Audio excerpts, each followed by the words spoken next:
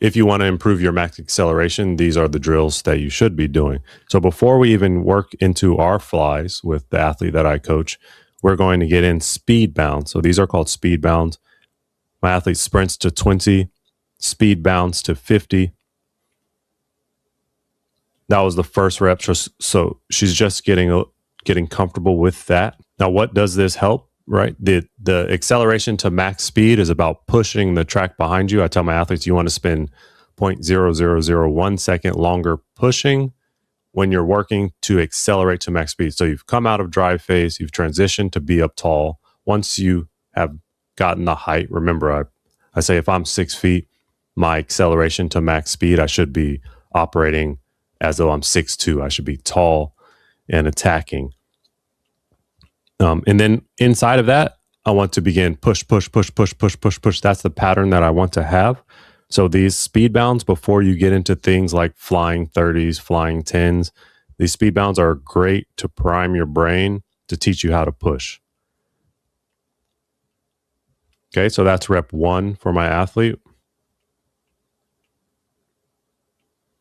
Very nice. This also teaches you to remain stiff. So watch as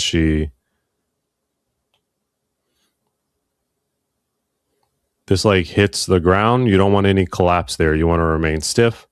She's got a little smile because I think she feels like she did it wrong.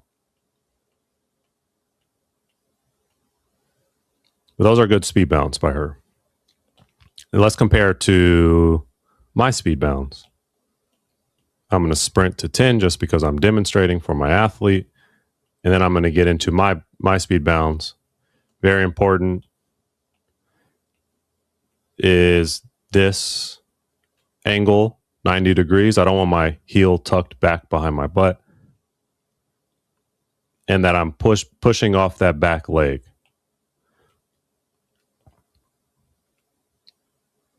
Like that. Okay. So the difference between the speed bounds and normal bounds is normal bounds, I want to prioritize my time in the air. Speed bounds, I want to prioritize ground reaction time. I want to be quick off the ground. So I'm going to be quicker off the ground than I otherwise would be on normal bounds in order to maintain that speed that I've generated with the buildup that I did. And when I do my speed bounds, 2 notes. First, I want to remain tall, right? So I grow as the motion continues. Also, I want to feel the acceleration. I shouldn't feel myself slowing down. I should feel myself accelerate. You can see it visibly how my velocity ends up going faster. Now let's watch to see if my athlete is able to maintain her acceleration through the movement of the speed bound. So she should be accelerating. So she's just kind of maintaining the same speed, but although the bounds look good, her forward velocity doesn't change much. And then from there, we move on to flying 60s. So let's watch some of her flying 60s to see how well it translates or does not translate. Good. So we have we took 20 meters to sprint up to this orange cone, right? Started back here, 20 meters behind. So in between this orange cone and this green cone is the acceleration zone. So it's very simple.